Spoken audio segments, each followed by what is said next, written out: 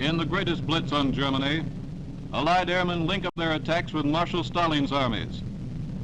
British bombers head for Dresden, the Saxony bastion of the Nazis along the Eastern Front.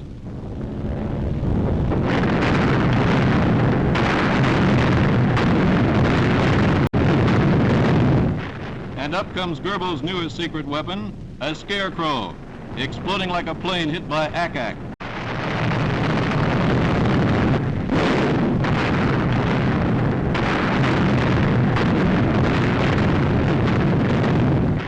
RAF Lancasters splashed 650,000 incendiary bombs on transportation lines in Germany's 7th largest city. They smash a big Reich roadblock across the Russian advance. Damage to Dresden, hampering the Wehrmacht, helps Konev's forces 70 miles away.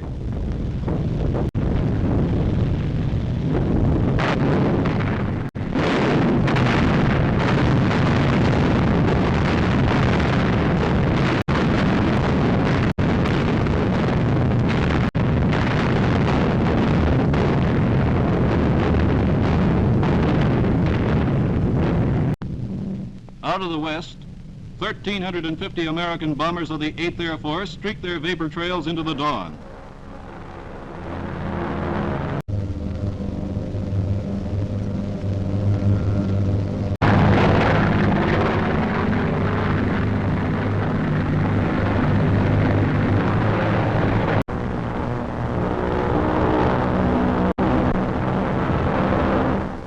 For 2 full days, miles of these bombers hammered Reich factory and railroad centers in the east, Chemnitz, Magdeburg, Cottbus. The veteran 1st Division of the 8th Air Force today carried its 200,000 ton of bombs to help an ally. Now they hit Dresden, hardest of all.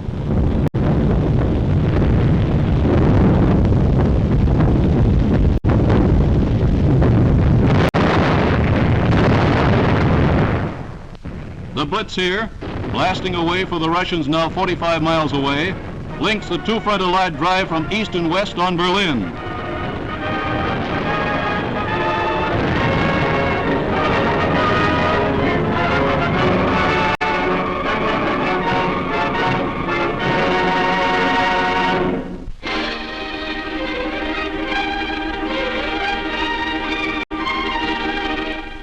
The Seine is in flood.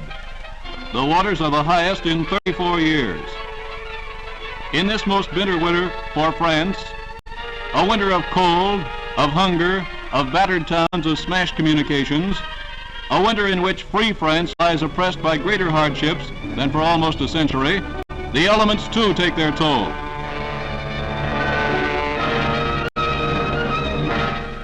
Industrial equipment, barges, cranes, grain elevators in the flat country outside Paris are flooded, swamped, made useless.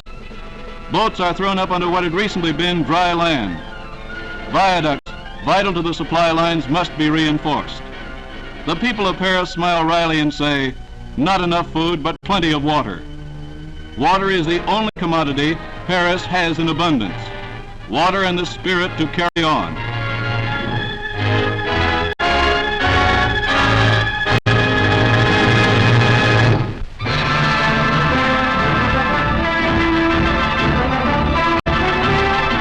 Alsace welcomes General de Gaulle in celebration of the great triumph at Colmar.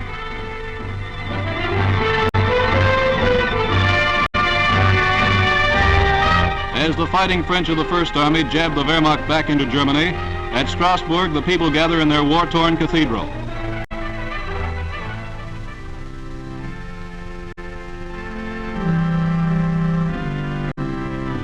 Generals de Tassigny, Juin and Leclerc are here for the victory services.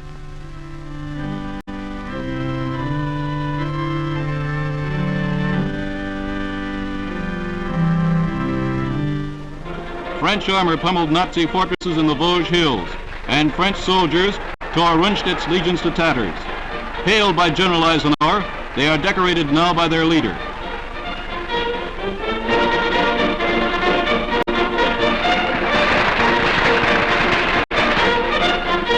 From now on, heroes of Strasbourg and Colmar will fight on German soil. At Saverne, the nation honors its American allies fighting shoulder to shoulder with the French. General Alexander Patch of the 7th Army becomes the commander of the Legion of Honor.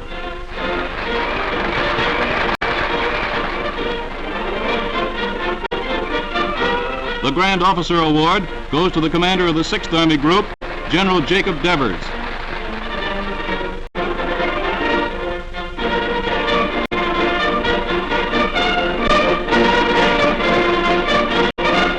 Once again, France and America beat back the ruthless hordes from over the Rhine. And once again, fighting Frenchmen march through a free Alsace.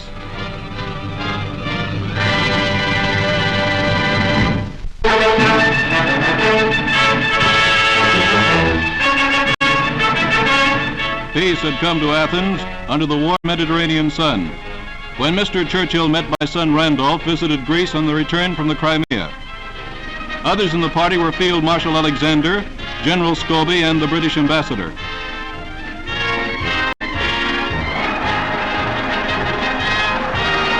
Archbishop Damaskinos, the regent of Greece, went with the Prime Minister to the palace in Constitution Square, where a great throng of 60,000 people waited to cheer the visitor.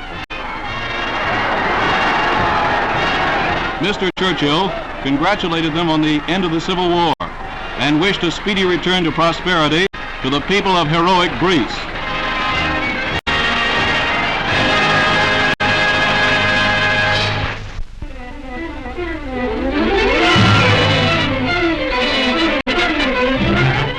On the Third Army front in Germany, American soldiers have fought in snow, in ice, in fog, and now along flooded roads, flooded marshes, flooded streams. The snow in the Eifel and Vosges has melted. Torrents of water came down across the road, and troops and supplies have a hard time moving up. Sometimes Americans hold one end of a bridge, Germans the other. The enemy has to be bombed or mortared out before the advance can proceed.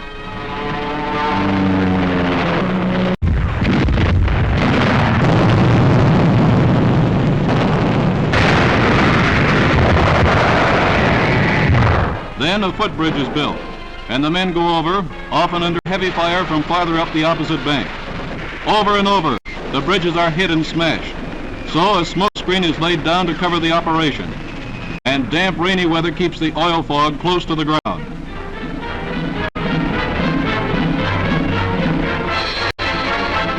When the wind shifts, the canisters are floated downstream to the windward. Ammunition, food stores, and medical supplies are carried across.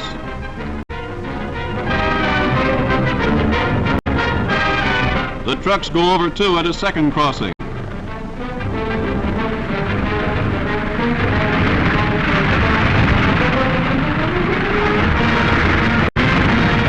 The troops advance with the river and smoke screen behind them.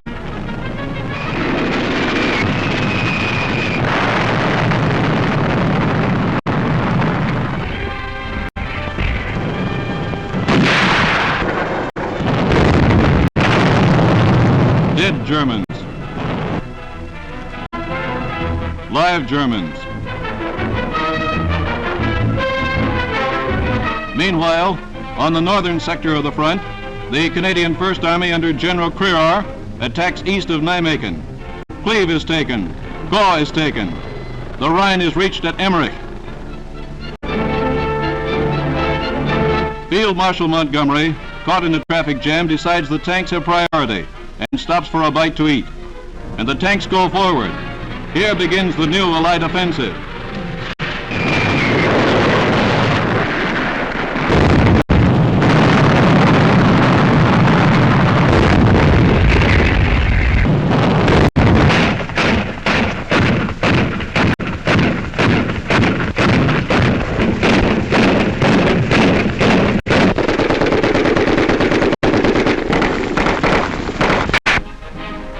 In the first 2 weeks, the Canadians took 10,000 prisoners.